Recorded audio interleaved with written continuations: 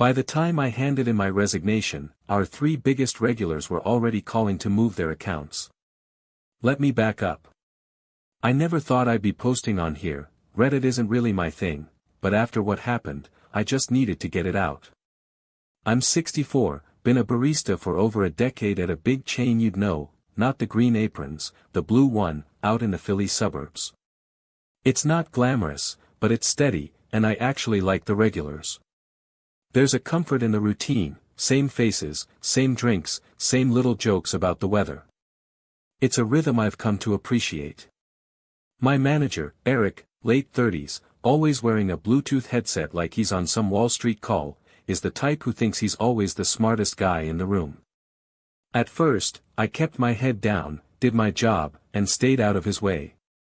That's always worked for me. But things changed when we got a new regional director. Suddenly, Eric was obsessed with numbers, pushing us to upsell, hawk loyalty cards, and even check if the muffins were warm enough. If you've worked food service, you know the drill. He started making examples out of people to scare everyone into working harder. Then my hours got cut. At first, I figured it was just budget stuff, but then I noticed it was only my hours getting trimmed, not the 20-somethings who spent half their shift on their phones. Maybe I wasn't the image Eric wanted out front. Still, I kept showing up and doing the job, even when Eric got snippy. About 6 weeks ago, during the Friday morning rush, Mrs. Davison came in. She runs the tutoring center next door and brings her staff in twice a week. I know her order by heart. Eric was lurking by the counter, watching everything. I handed her the wrong pastry bag, my mistake, nerves got me. Eric stormed over, and in front of the whole team and a line of customers, said, "Maybe if you were a little sharper, you wouldn't keep screwing up simple orders. You sure you can handle this, or should I get someone else?"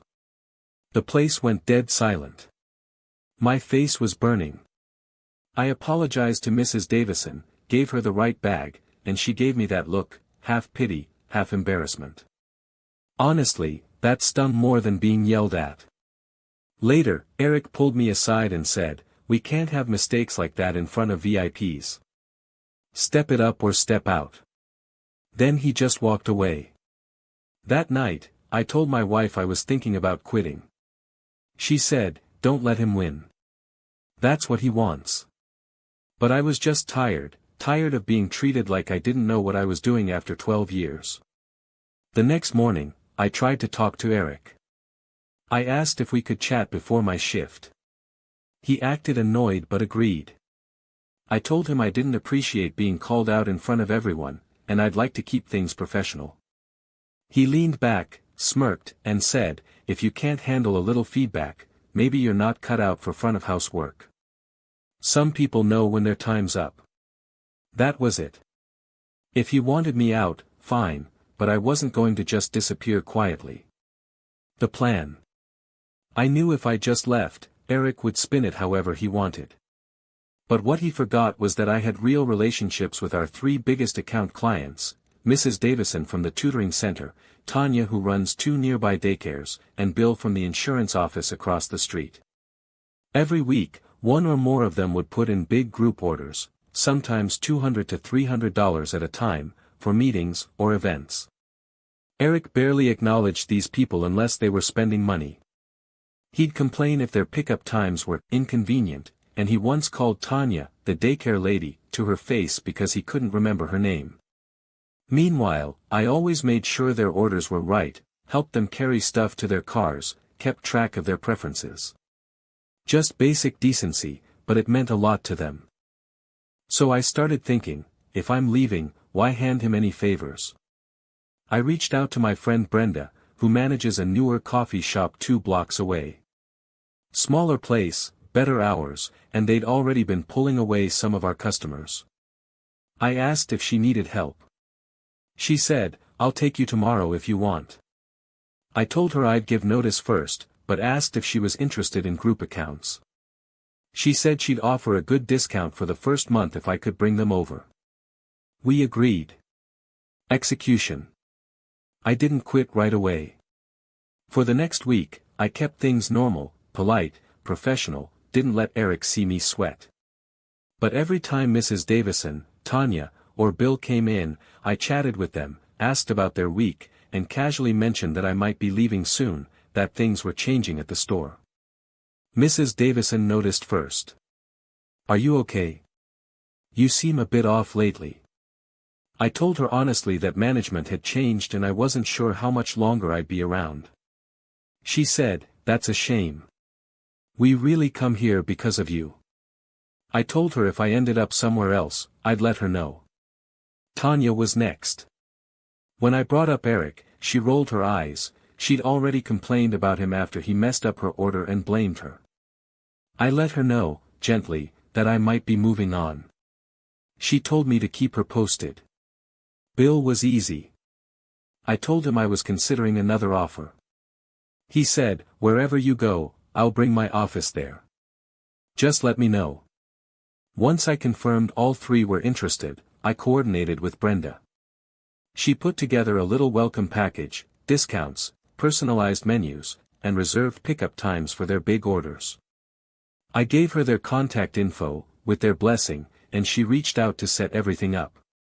That Friday afternoon, the same day of the week Eric humiliated me, I typed up my resignation letter. I kept it simple, thanked them for the years, said it was time to move on. I handed it to Eric at 4:10 p.m., right as the after-school crowd rolled in. He looked surprised. "Effective when?" "2 weeks from today," I said. He just shrugged. "Fine. We'll find someone else." I almost laughed. The dominoes fall. The following Monday, Mrs. Davison walked in and told Eric, right in front of everyone, "We'll be moving our orders to another shop. Please cancel our standing Fridays." He tried to recover and asked if there was a problem, but she just said, "We've decided to follow Dave." She smiled at me, and I nodded. A couple hours later, Tanya sent an email to the store's inbox, everyone can read it, saying her daycare orders were moving elsewhere, effective immediately. She CC'd corporate. Bill called in around 3 p.m. and said his office would be switching vendors for their weekly meetings. Eric tried to act unfazed, but you could see the panic. He called a staff meeting after closing and tried to rally everyone, blaming competition and client churn for the lost accounts. He never mentioned me. Some of the younger staff looked nervous. Those 3 accounts made up about a quarter of our weekly sales. My last 2 weeks were tense. Eric hovered, barked orders, and tried to ask if I'd been soliciting business away from the store. I just smiled and said, "I just do my job, Eric." Which was true. I didn't pressure anyone, they just wanted to go where they felt valued. On my last Friday, Mrs. Davison and her staff dropped by with a card and a $50 gift card for Brenda's shop. Tanya sent over a tray of muffins for the staff, with a note for me. Bill stopped in and shook my hand. Eric barely looked at me. Aftermath. I started at Brenda's place the next Monday. The staff is smaller, the pace is calmer, and Brenda actually treats people well. The 3 group account settled in, and the extra business means I get more hours than before. About a month later, one of the old baristas came by and filled me in. Eric got written up by the regional director for failure to retain key clients. The store missed its sales targets, and Eric was put on a performance improvement plan. Corporate even sent someone in to figure out what happened. Apparently, Eric's been a lot quieter, and some of the younger staff are looking for other jobs. Nobody trusts him now. Do I feel bad? Maybe a little. But I didn't force anyone's hand. Those folks just wanted to feel like their business mattered, and Eric couldn't be bothered. As for me, I'm happy where I am. I still see my regulars, make coffee without someone breathing down my neck, and at my age, that's more than enough. If you made it this far, thanks for listening. Sometimes keeping your head down just gets you stepped on. Sometimes you have to stand up and walk out, and it's even better when the people who actually value you come along, too.